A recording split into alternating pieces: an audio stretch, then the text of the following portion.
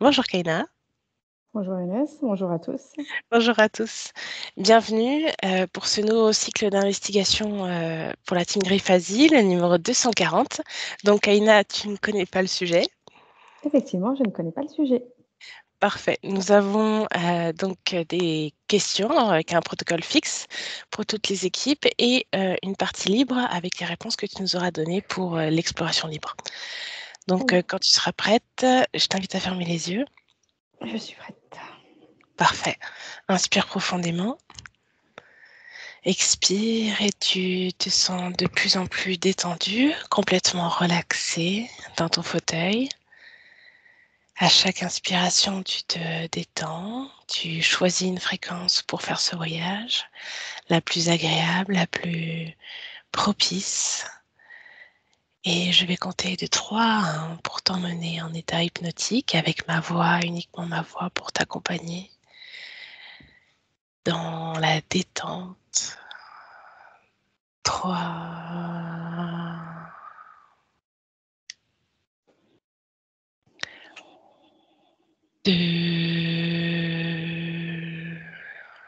Toutes les tensions se libèrent. 1. Comment tu te sens, Kaina? Bien. Parfait. Alors, pendant que je compte de 1 à 3, tu te connectes aux parasites intestinaux qui peuvent infecter le corps humain. Et à 3, tu analyses leur ADN éthérique. 1, 2 et 3. Alors, ce que j'entends, c'est les parasites, ils s'attaquent en premier lieu aux anticorps dans l'organisme et notamment dans, euh, dans les cellules. D'accord.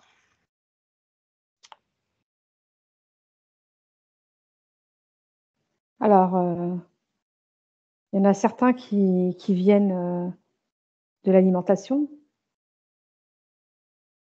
Je vois beaucoup dans la viande, en fait. C'est comme si la viande, elle était manipulée. Là, je vois en fait un steak et la viande, on a, on a transmis une information sous forme comme en intraveineuse en fait, sous forme dans des piqûres, un liquide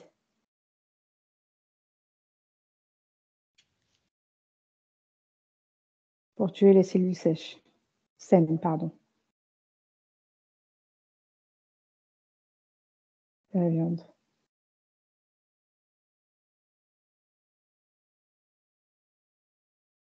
En fait, c'est comme ça que c'est transmis, c'est essentiellement par la nourriture, D'accord. par les végétaux. Les végétaux également? Ouais. Bah, les végétaux par l'intermédiaire des pesticides et tout ce qui est envoyé dans l'air également. Pour que ça germe ensuite dans le corps, que ça prenne de l'ampleur. Et ça commence par les intestins. Ensuite, ça pollue partout, au niveau de chaque orifice, le nez, l'anus, les oreilles, autour des yeux, les organes principaux et la fontanelle au niveau de la tête.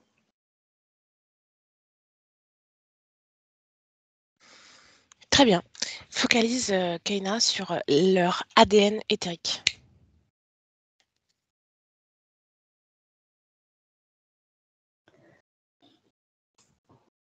Des parasites extérieurs en fait, mais tu sais, c'est une manière d'attirer également. C'est comme des aimants en fait.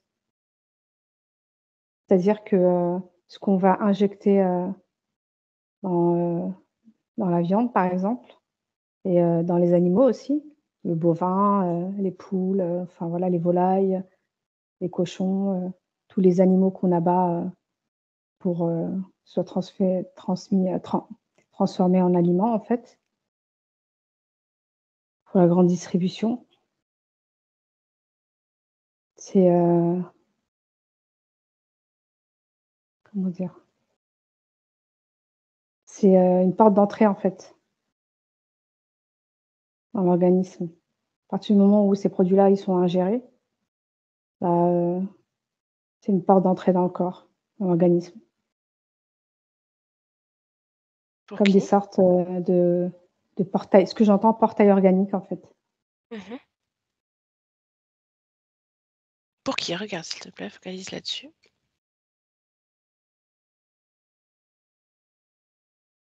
Pour les contrôlants.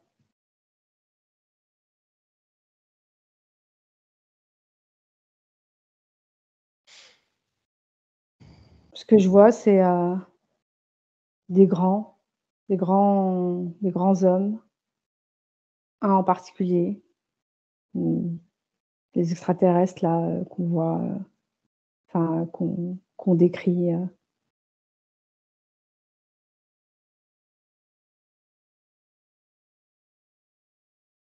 ouais.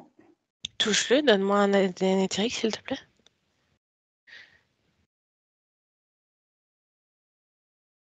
J'entends ADR. C'est une famille, en fait, c'est une famille des gris, mais plus évoluée. D'accord.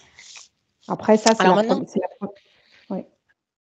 juste reviens, focalise sur le parasite, donc reconcentre-toi sur les parasites intestinaux et donne-moi leur Mmh. ADN éthérique.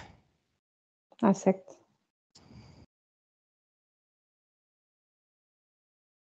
insectoïdes. D'accord, très bien. Maintenant, Kaina, compare l'ADN physique avec leur ADN éthérique et dis-moi ce que tu en perçois. L'ADN physique de j'ai pas compris, la question. L'ADN physique comparé à l'ADN éthérique de ces parasites intestinaux.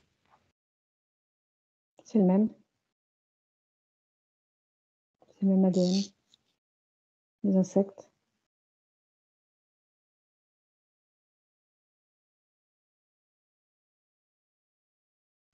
En fait, ce que je vois, c'est en fait ce qui a été, infiltré dans tous ces, dans, dans la flore, dans les végétaux, dans les animaux. C'est comme des graines, tu vois? C'est un style de graines. À partir du moment où ils sont dans l'organisme, notamment dans les intestins, c'est là qu'ils commencent à germer.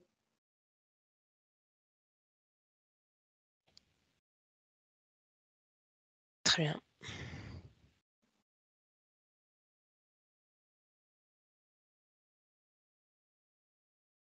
C'est tout ce qui te vient? Ouais. Très bien.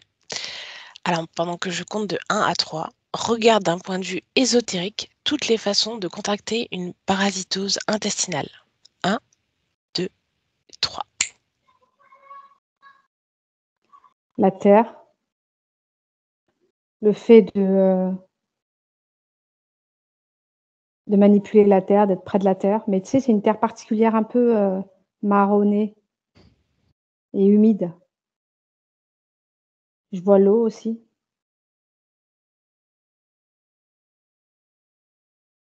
et l'air, dans des zones bien particulières. Tu peux développer? Bah, dans des endroits où il y a il y a une présence de beaucoup de métaux lourds, notamment, ce que je vois, c'est des espèces d'usines, à proximité de l'eau, qui déversent dans l'atmosphère et au niveau de la terre également.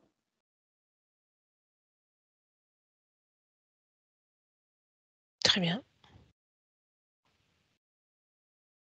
Et là, c'est, parce que la parasitose, on parle des insectes, mais c'est aussi, engrangé, par, par certains, métaux lourds. Tu vois, ce que je vois, c'est aluminium, lithium, un métal également qui commence par AR, mais je vois pas, la suite. Mmh. Argent. Mmh. Tu peux développer par rapport à ça? Alors en fait, dans dans ces lieux-là, particuliers où, il y a des usines, il y a énormément de transformation à l'intérieur. Du coup, il y a beaucoup de particules qui s'échappent. En plus du fait qu'on déverse, les, les restes en fait, qu'on vidange plutôt, vers l'extérieur. Mais il y a beaucoup aussi de particules qui s'échappent et du coup ces particules-là, bah,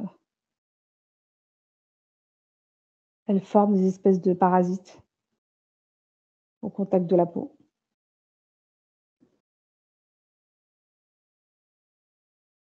Très bien. Quel lien avec, la parasitose intestinale?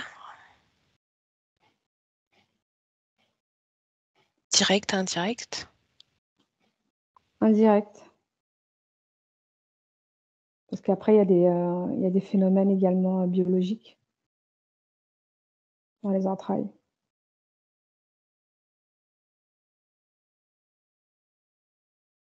C'est comme, Très bien. un exemple, tu mélanges, je sais pas, de la farine avec de l'eau, ça va provoquer, ça va transformer en fait et ça provoque, une espèce de biochimie, et c'est pareil, pareil dans l'organisme, sur la peau. D'accord.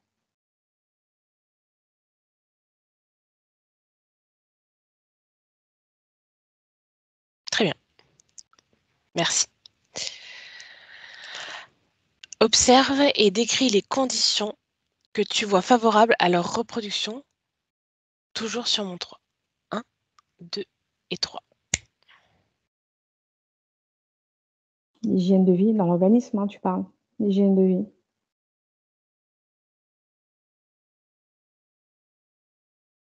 la manière de manger, de vivre. D'accord, sois plus L'état précis. d'esprit. En fait, ces parasites, c'est comme si, quand ils sont dans l'organisme, c'est comme si, enfin, c'est pas comme si, ils balancent des espèces de, tu sais, comme du gaz carbonique et du coup, ça pollue, ça remonte un peu partout dans le corps, ça bouche les artères, au niveau du cerveau, ça provoque des maladies. Déjà, ça commence à provoquer, des épisodes de déprime, de fatigue chronique.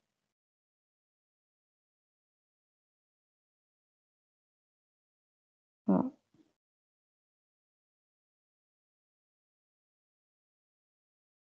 Du coup, l'hygiène de vie, elle peut être altérée et plus, l'individu, il se laisse aller et plus ça pollue et plus ça se développe Mmh.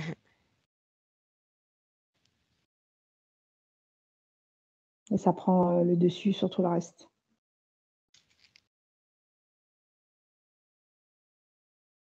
Très Les intéressant. parasites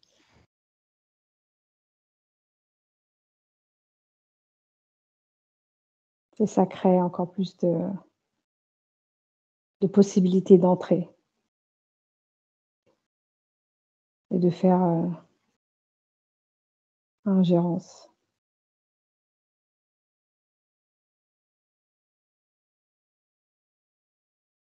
Tu parlais de la manière de penser aussi? Ouais.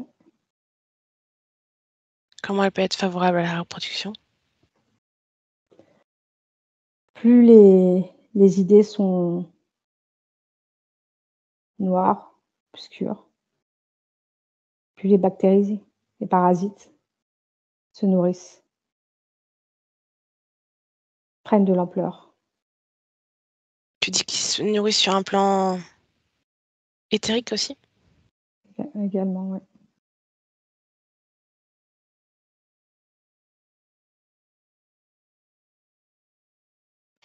Très bien. Est-ce que tu vois encore une autre condition qui est favorable à la reproduction de ces parasites?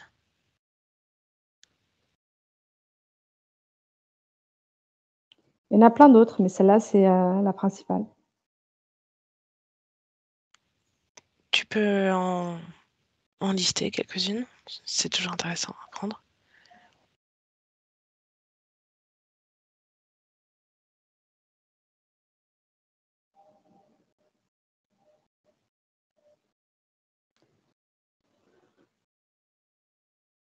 L'alimentation, l'environnement dans lequel on vit également. J'entends extraction.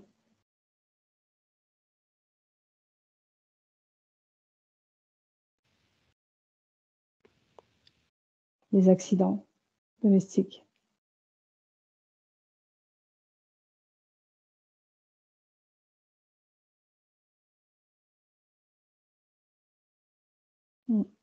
Voilà.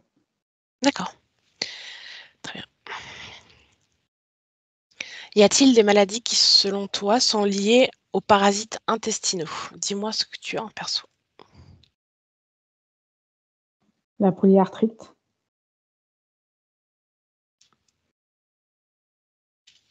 la sclérose en plaques,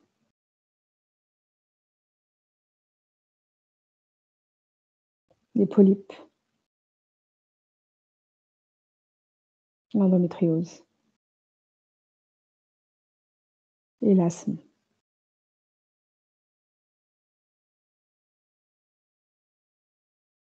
Très intéressant.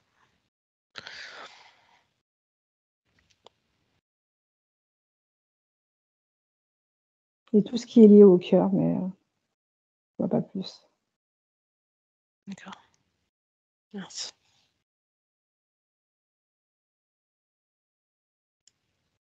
Ok. Alors maintenant, lorsque les parasites meurent, ils libèrent des coccaxvirus. Coccaxivirus. Qui sont Oui. les parasites du parasite? Observe les conséquences dans le corps humain de la présence de coccaxivirus.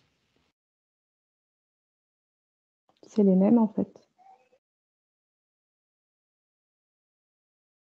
C'est les mêmes. C'est juste des œufs en fait.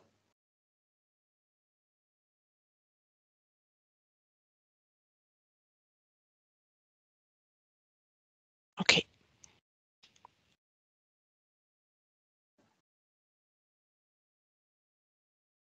Est-ce qu'il y a une autre information qui te vient? Même si celle-là est très intéressante déjà. Non. Très bien. Kaina observe maintenant les implications de la présence du coccaxivirus sur le plan métaphysique, respectivement. Engourdissement. Là, ce que je vois, ce que j'entends, c'est première chose, c'est engourdissement. C'est ça attaque tout ce qui est articulation, le mouvement.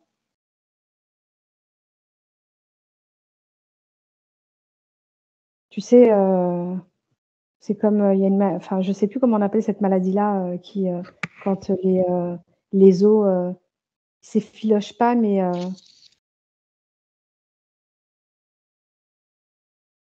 c'est comme si, ils perdaient de la densité.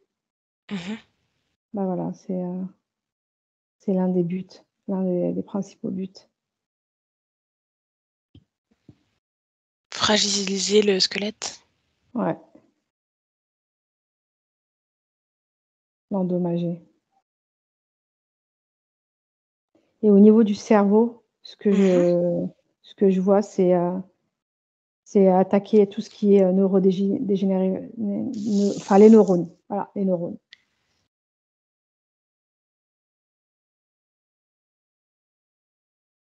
peux focaliser, voir comment ils agissent? Vu que tu es dans le cerveau? En fait, au niveau des neurones, il y a, je me souviens plus trop des termes, mais au moment où, les neurones, elles sont fabriquées, il y a, tout un mécanisme et en fait, l'un des premiers mécanismes avec, un terme qui s'appelle axiose, il me semble, axiome, je sais plus. En fait, c'est à ce moment-là qu'ils interviennent pour justement que les neurones, elles, elles finissent pas en fait leur, Développement? oui, leur développement, pardon. En fait, elles arrivent pas à terme. Tu vois? D'accord. Ils interviennent au moment où, la neurone, elle commence, on va dire, à pousser. Elle commence à arriver et du coup, bah, c'est à ce moment-là qu'ils interviennent. Pour qu'il y ait, moins de neurones, en fait. Et ils restent dessus sur, par exemple, sur, ces neurones, est-ce qu'ils restent ou quand ils ont fait leur travail, ils Non, non, repartent? ils repartent, en fait. Ils passent à autre D'accord. chose. Ils passent à autre D'accord, c'est chose. pour endommager. Mmh. Ouais. C'est pour endommager et pour, décroître, en fait, le nombre de neurones. Et ils agissent également, au niveau de l'oxygénation cérébrale. Est-ce que tu vois une communication entre eux, dans le corps? C'est-à-dire? Est-ce qu'ils communiquent, Oui, bien sûr. d'accord. Oui, oui.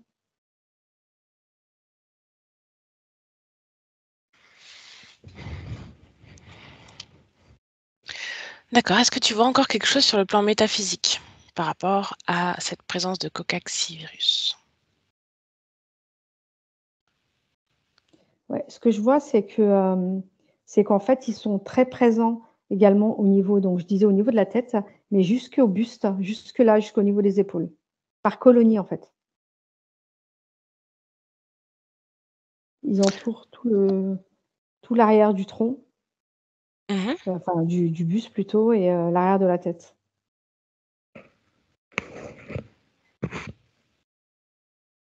Et c'est comme si,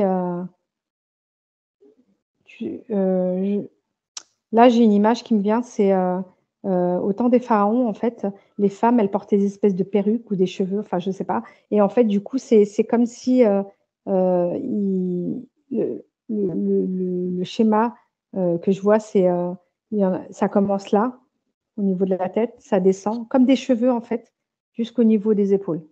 Voilà et et c'est tout l'arrière qui est pris. Quel impact pour le corps et la vie de Bah, à partir du moment où les neurones, elles sont endommagées, les fonctions cognitives, elles sont amoindries. mmh Ça a un impact sur tout le corps. mais cette sorte de choses que tu vois, comme les cheveux, est-ce que c'est sur le plan métaphysique que tu le vois? Oui, D'accord, OK. mais en fait, elles sont sur tous les plans. Mmh. Mais là, c'est métaphysique, effectivement. OK.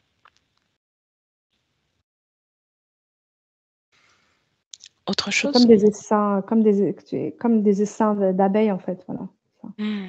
Mmh. Ouais. Ça engendre également, donc comme je disais, les fonctions cognitives, troubles de l'attention, des absences.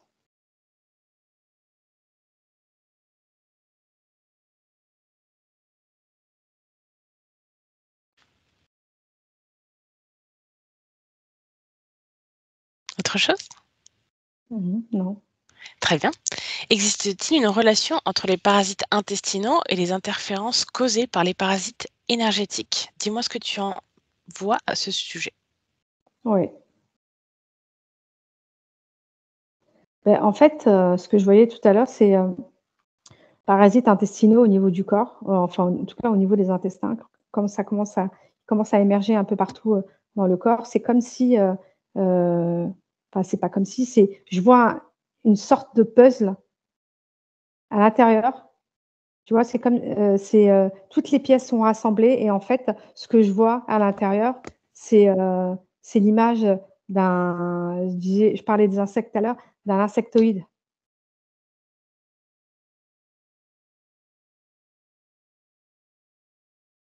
à l'intérieur et au niveau énergétique. Mmh.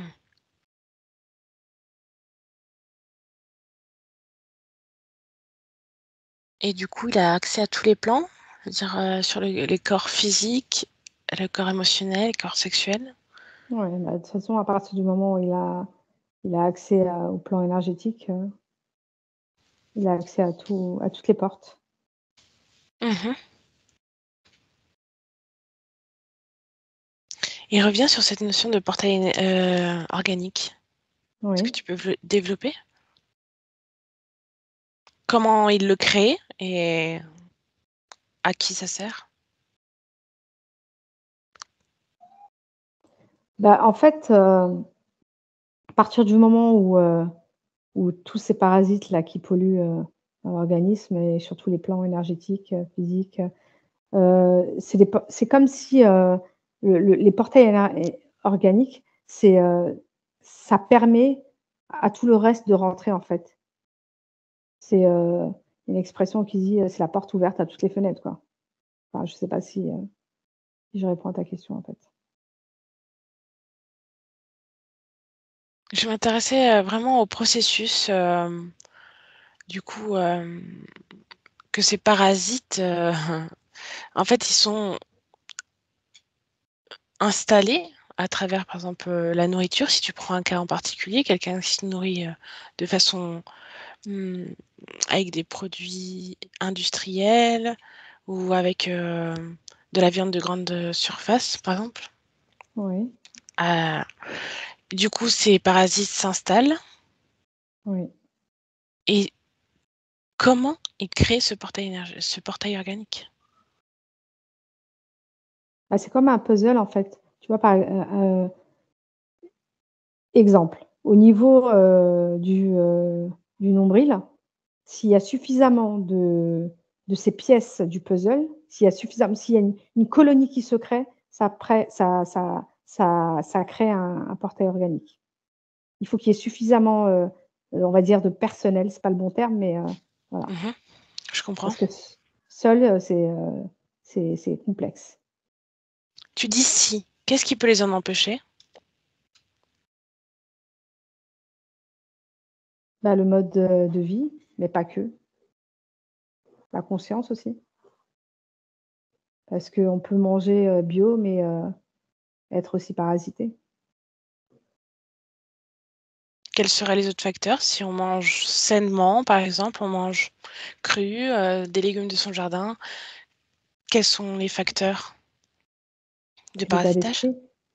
Ah, les facteurs de parasitage? Mmh. Bah, l'état d'esprit, c'est, le contrôle mental, c'est les idées, les pensées,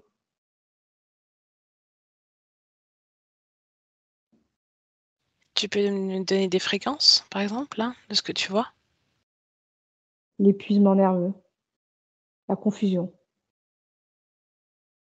la peur,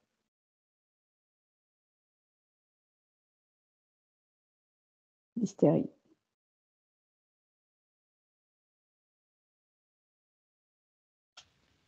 D'accord,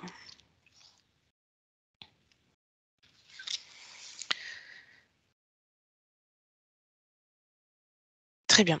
Maintenant, j'aimerais que tu focalises sur, les ADN éthériques que tu as donc trouvés, insectoïdes, Mmh mh.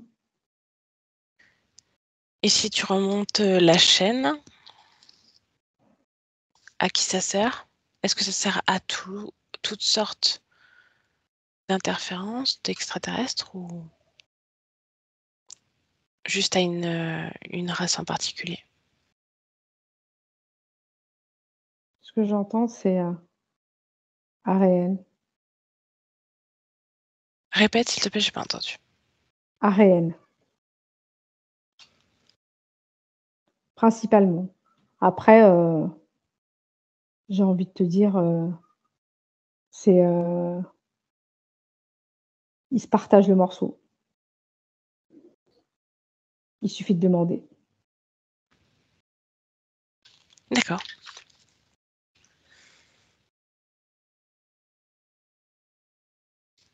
Mmh.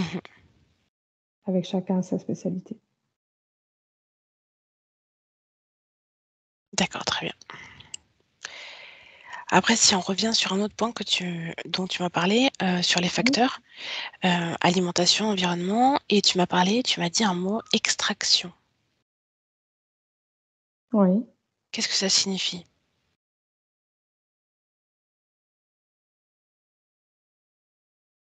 Ce que j'entends là, c'est hybridation.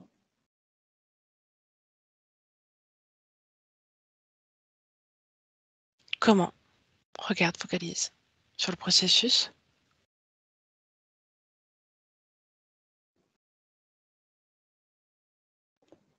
C'est, ce que je vois, c'est, extraction de certaines cellules souches qui sont ensuite transformées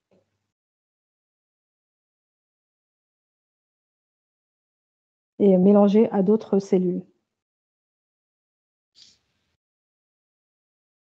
À travers ces parasites intestinaux.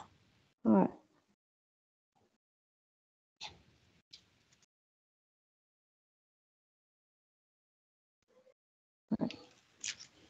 Très intéressant. Et du coup, est-ce que ça, si tu, regardes maintenant le corps sexuel, est-ce que, ça peut créer un portail également, à ce niveau-là pour, faire ces hybridations, pour, faire comme une couveuse? oui. Mmh. Mmh. Et ça se passe aussi au niveau du nombril. D'accord, Beaucoup d'activités, sur cette zone.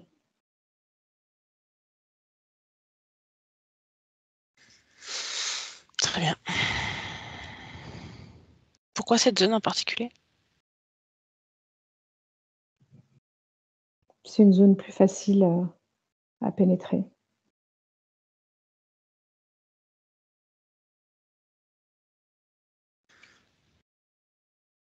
D'accord.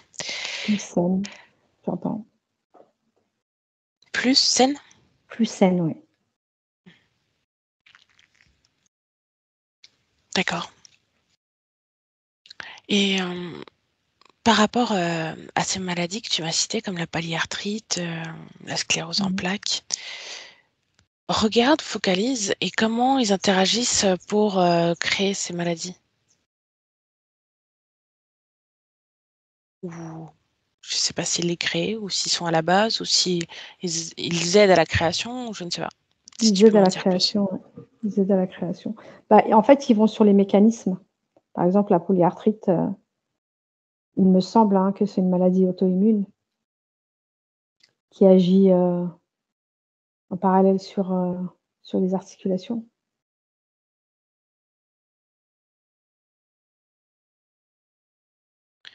Donc ils sont capables de reconnaître déjà le mécanisme en place et de ensuite Exactement. l'accentuer, accélérer le processus? Ouais, ouais. Toutes les informations, OK. les parasites là, je les tu vois, quand je les observe, ils ont une espèce de, antenne au niveau du nez et toutes les informations, ils sont connectés, ils ont toutes les informations à l'infini, en fait.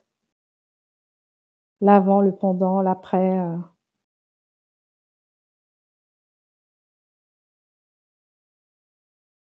tous les points sensibles, la cartographie, enfin, absolument tout. D'accord. Maintenant, Kaina, hem, regarde, focalise sur une personne qui fait un jeûne. Oui. Ces parasites, comment tu les vois? Si une personne, par exemple, qui voilà, disons qu'elle a ces parasites-là, elle fait un jeûne et dis-moi ce qui se passe. Ils sont affaiblis. Ils sont affaiblis, mais tant que tu vas pas à l'origine, il y a toujours, des œufs en fait, qui sont cachés dans les entrailles. En fait, tout est infecté. Tu vois le moindre, la moindre cellule, le moindre centimètre, millimètre de peau à l'intérieur, tu vois, il y a toujours des comment dire? Des postes de secours. Mmh. Il suffit d'un affaiblissement, d'une fragilité et ça repart. Très bien. Et Des f excuse-moi, ils ont cette facilité cette flexibilité plutôt, de se transformer, de se renouveler, à l'infini. Mutation? Mmh. Ouais. D'accord, alors maintenant prends, une inspiration et regarde, trouve-moi une personne qui n'est pas parasitée par ces parasites intestinaux.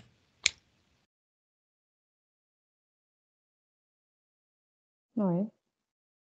Tu trouves quelqu'un? Non.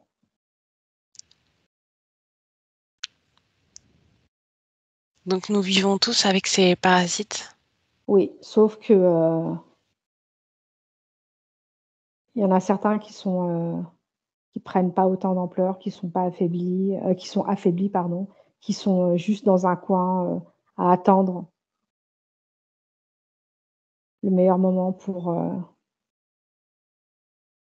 prendre de l'expansion. Focalise sur cette personne que tu me décris avec des parasites qui sont restreints et dis-moi, regarde un peu son mode de vie. Tu pourrais me la décrire?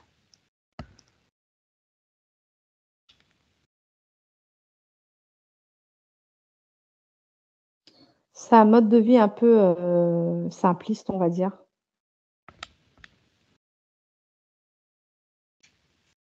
mais, avec, au niveau, de la tête, je vois, une clarté,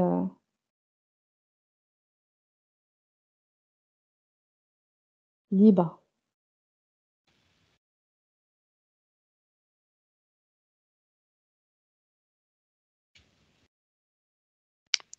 Qu'est-ce qu'un mode de vie simpliste? Personne qui vit, dans des endroits reculés, à la campagne, par exemple.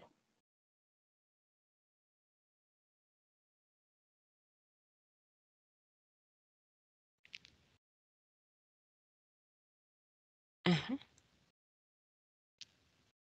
Très bien. Autre chose? Les fréquences qui émanent de cette personne, par exemple? Sereine, saine, une espèce de clairvoyance également, comme si, il parlait à son corps, en fait. Mmh.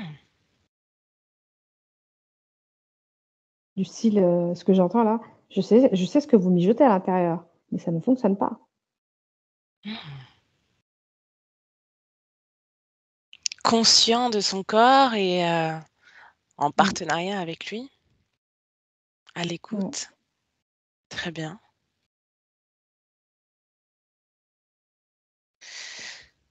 parfait et regarde, merci pour cette information, défocalise, hem et regarde par exemple une personne avec une polyarthrite, heu, Oui. est-ce qu'en optant pour, un mode de vie «plus sain» entre guillemets, en faisant plus attention à ce qu'elle mange, en changeant, sa manière de penser, de voir les choses, est-ce que, il y a une régression Ouais, de ces douleurs? Oui, ouais. d'accord, Une prise en main de sa santé, en fait. Une vraie responsabilité, une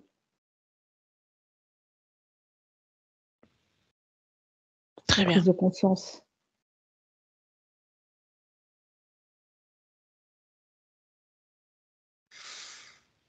Parfait. Merci beaucoup, Kaina.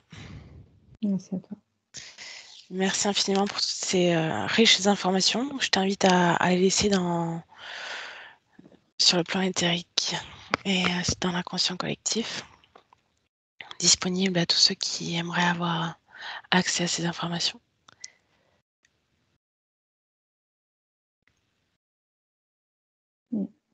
Merci. Ouais. Inspire profondément.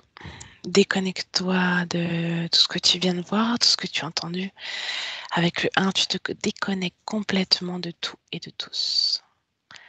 À chaque inspiration, tu reviens vers toi. À chaque expiration, de plus en plus loin de tout ce qu'on a vu, de tout ce qu'on a entendu. Tu choisis une fréquence, celle qui te fait vibrer le plus fort, le plus intensément, celle que tu préfères. Avec le 2, tu marques l'ancrage dans ton corps. Tu ressens de nouveau, tu reprends place, ton champ fréquentiel, ton corps. Et à 3, quand tu es prête, complètement revenue dans le présent, ici et maintenant, tu peux ouvrir les yeux.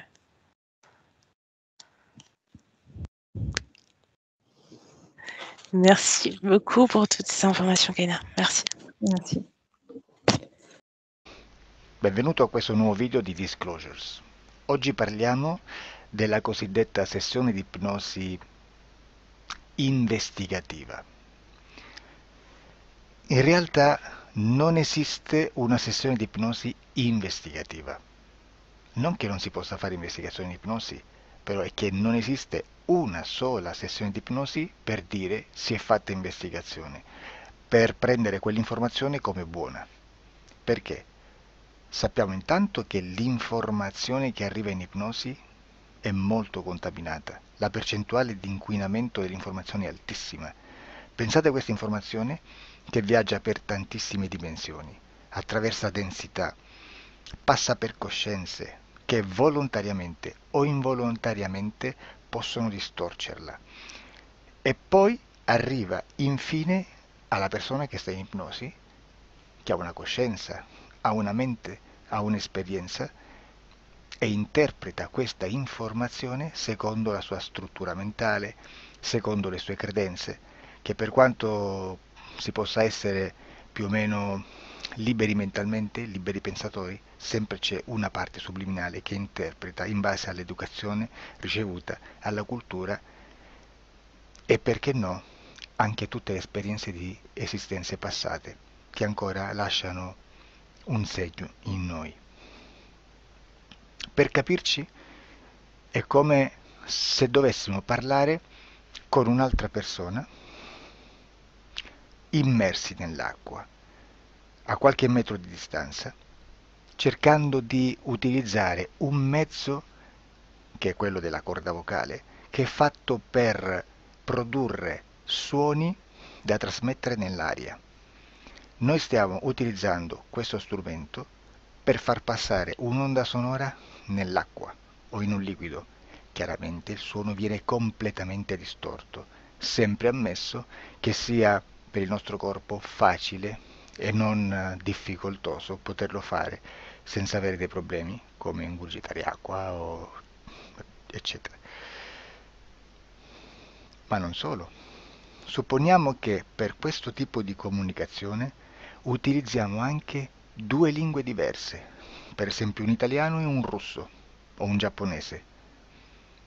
Per quanto possiamo anche interpretare il labiale, non possiamo capire quello che ci sta dicendo, perché la lingua è diversa. La lingua, diciamo, da dove parte l'informazione a dove arriva è completamente diversa, il codice, il linguaggio è diverso.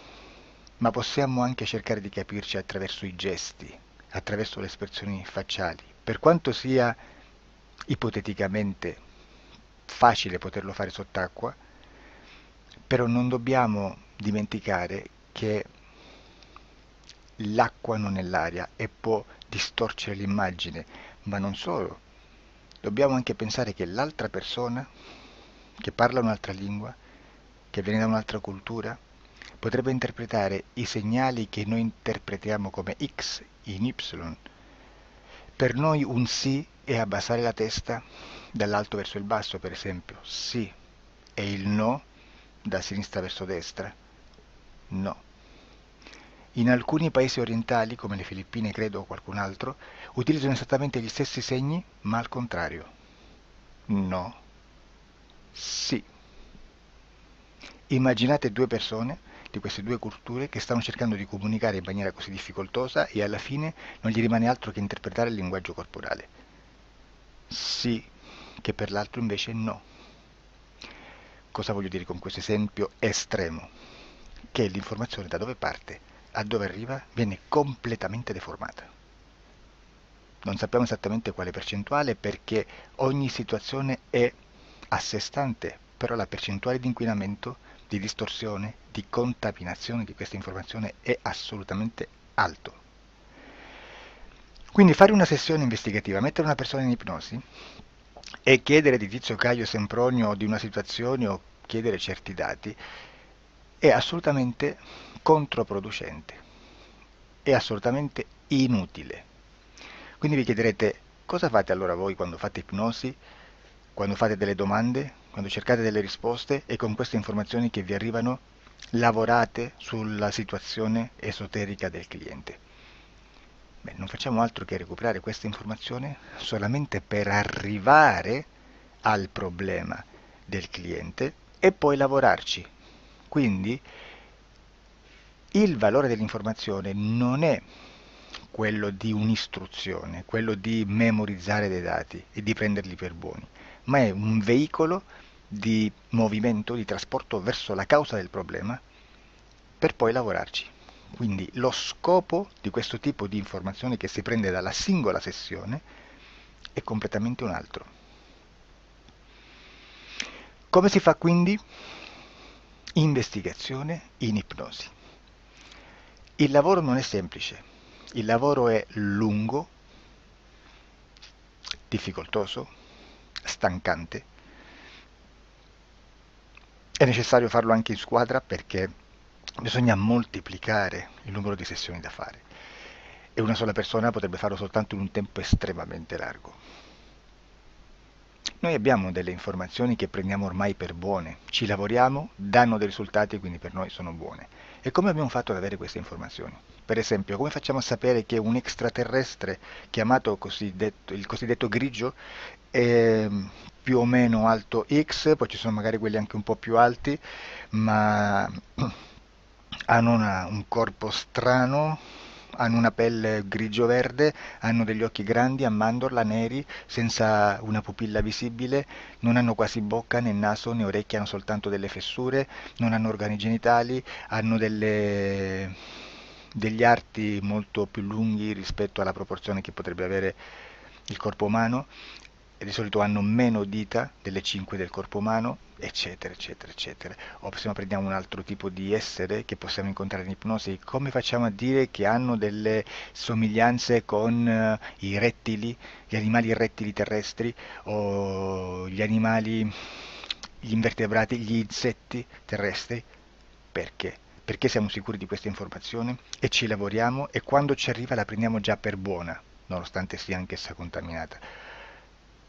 Perché queste informazioni sono arrivate da tantissime sessioni, fatte da tantissime persone, con tantissime altre persone sotto ipnosi e che nel contesto di tutto il lavoro gli uni non sapevano degli altri. Questo dato può essere più o meno rilevante, sempre c'è contaminazione e quindi possiamo prendere per buono anche un gruppo di lavoro dove l'uno possa sapere dell'altro. Ci potrebbe essere una contaminazione del contesto di quel gruppo di lavoro, ma si aggiunge semplicemente una piccola percentuale di questa contaminazione a già la grande che esiste. Non è così impossibile lavorarci. Da tutte queste sessioni, da questo grande numero di sessioni, migliaia, diciamo migliaia, noi prendiamo solamente quell'informazione che è uguale a tutte, che è in comune a tutte, o a quasi, perché magari qualcuna ci potrebbe essere niente in comune per una fortissima contaminazione, perché no? Ma dobbiamo prendere una stragrande maggioranza, proporzionalmente abnorme rispetto a quello che potrebbe essere un minimo di scartabile, e lì possiamo prendere per buona questa informazione. Quindi se noi su 10.000 persone diverse, con operatori anche diversi, in cui in ogni sessione vediamo un essere che più o meno ha le stesse caratteristiche del grigio o dell'insettoide, a forma di mantide religiosa, o il rettile a forma di lucertola, per esempio, di serpente o di quello che sia, o se vediamo il pianeta Marte più o meno di colore rosso, o se vediamo dei sotterranei eterici, non fisici, nel sottosuolo terrestre, soprattutto sotto le grandi città, dove c'è concentrato molto potere, molta energia di questo tipo, e chi più ne ha chi più ne metta. Se vediamo degli impianti che hanno certi tipi di funzioni, certi tipi di forme in certe parti del corpo, e questa informazione la ritroviamo tutta o quasi in tutte le sessioni fatte, eseguite, realizzate da tanti anni a questa parte, significa che quella è una informazione affidabile. E vi posso garantire che stiamo parlando di una percentuale bassissima.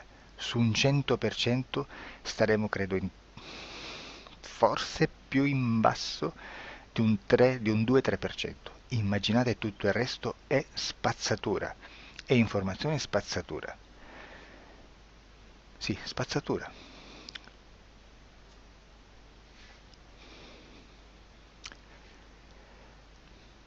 C'è anche un'altra cosa da dire. Supponiamo che un operatore faccia un'ipnosi e voglia andare a vedere cosa fa Tizio, cosa fa Caio, cosa fa Sempronio. Arrivano delle informazioni e si dice che Tizio è biondo, Caio è zoppo e Sempronio è uno sportivo.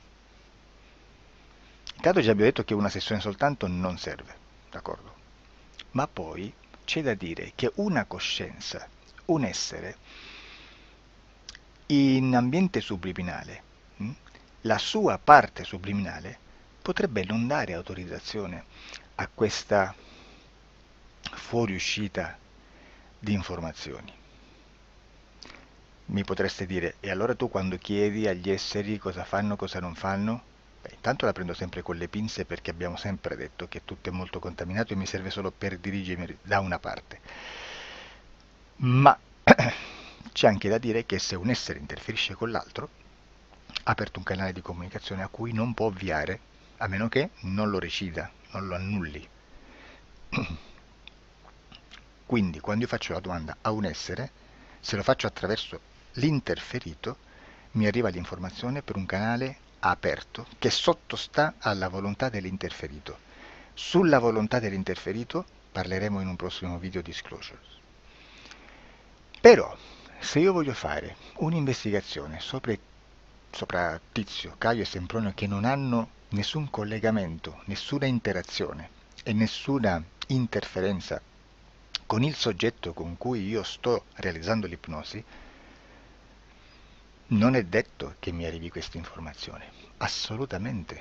Potrebbe esserci completamente un muro. Come potrebbe esserci informazioni, perché quell'altra parte potrebbe autorizzare comunque. Ma non è detto. E comunque quando ci arrivano informazioni, in una situazione di non interferenza o non interazione, non possiamo sapere esattamente se sono informazioni che ha autorizzato la parte subliminale dell'altra persona o dell'altro essere, o qualche altro essere, qualche altra entità furba, approfitta della situazione, osserva quello che sta succedendo, si mette in mezzo, si fa passare per l'altro e dà informazioni, ovviamente distorte, prima perché non è detto che debba conoscerle, e anche se fosse potrebbe manipolarle a sua volontà e a suo vantaggio. E quindi immaginate che situazione ridicola ci si viene a trovare, in quale situazione ridicola ci si viene a trovare in questi casi. Da qui si vede quando un operatore riesce a utilizzare l'informazione in ipnosi come per lavorare su un soggetto. Da qui l'osservatore attento delle sessioni di ipnosi riesce a capire se quell'ipnosi è un'ipnosi affidabile, un'ipnosi con un livello di informazione certa, con una alta percentuale di informazione certa. Non vi nascondo che in futuro potrei anche impostare un lavoro per decifrare che livello di certezza di informazione c'è in un'ipnosi, analizzandola e spiegando il perché, spiegando i meccanismi di analisi di un'informazione in ipnosi, che poi anche è molto istintivo. Supponiamo che dobbiamo cercare un'informazione su internet, per esempio un fatto di cronaca. Voi preferite mettervi su un sito ufficiale? A caso. L'ANSA in Italia, ADN Kronos, qualche telegiornale che per quanto possano manipolare l'informazione ad alti livelli, comunque possiamo dare affidabile la fonte dell'informazione che viene trasmessa. Non possono trasmettere una bufala sicuramente. Verrà sicuramente manipolata ad altri livelli. Ne parleremo in altri video, ma a livello base la fonte è certa. Sicuramente non andrete a cercare questa informazione sul primo sito, il primo blog che vi passa davanti e magari c'ha 4 followers. Perché? Perché non vi dà nessuna garanzia della certezza della fonte. Non c'è un controllo né nella struttura interna di questa agenzia di informazione e né dal grande pubblico, che per la quantità di persone che attingono quell'informazione si può dedurre se l'informazione è certa o meno, perché è un'informazione che passa in un pubblico così vasto che se ci dovesse essere una distorsione con la realtà è molto probabile che venga fuori. Credo che abbia detto quasi tutto sulle sessioni investigative. Prima di chiudere aggiungo che proprio per questo stiamo conducendo dei cicli di investigazione in ipnosi regressiva che comprendono tante sessioni con persone diverse, con una buona o eccellente suscettibilità ipnotica sicuramente, per poter indagare su spazi ristretti su alcuni temi. Perché dico spazi ristretti? Perché se andiamo a prendere eventi grandi nel tempo, nello spazio, storici, parlare di qualcosa di molto generico implica una quantità di sessioni abnorme. Immaginate se dovessimo fare una sessione investigativa sui buchi neri, quanta informazione ci sarebbe e quante informazioni da filtrare. Sarebbe quasi impossibile farlo in questa maniera. Ma se noi riduciamo lo spazio di investigazione, se noi prendiamo per esempio,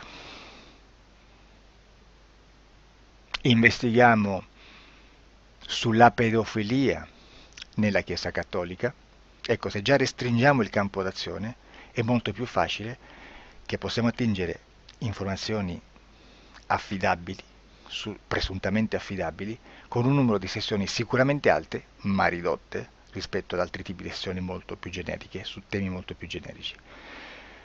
Quindi per fare anche delle investigazioni su temi molto generici bisogna suddividerli in temi, in dettagli, per poi alla fine, quando tutta l'informazione è stata filtrata ed è stata dedotta l'informazione comune, si possono mettere insieme per cominciare a costruire il quadro, mettere insieme tutti i puzzles. Questo è il vero senso dell'informazione in ipnosi, quando si fa ipnosi investigativa. La sessione per risolvere una problematica, un problema, con una presunta origine esoterica di un cliente, di una persona, è un'altra cosa, sono altri metodi, altre tecniche e l'informazione si usa in un'altra maniera, ha un altro scopo. Grazie, ci vediamo al prossimo video. Disclosure. Ciao.